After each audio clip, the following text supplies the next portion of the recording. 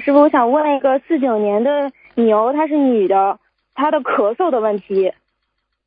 咳嗽跟他的肺有关系。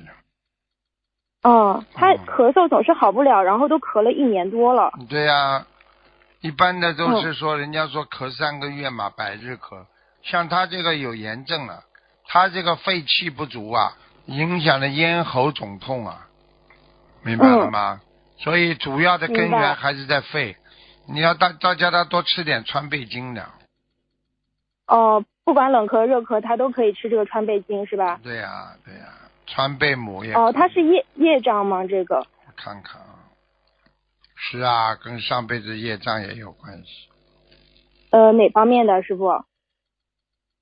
我看见他古时候的桥被他弄断了，很多人掉在水里了。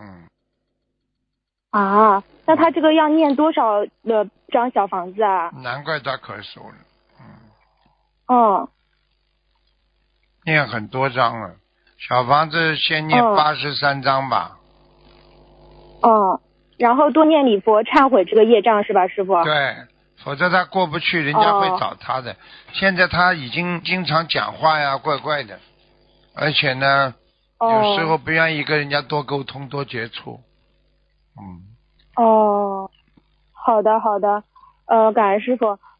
那他那个就是业障比例是多少啊，师傅？几年属什么呢？49年的牛女的。49年的牛女的。喂，师傅。我在看呢。不好意思。23。好的，感恩师傅。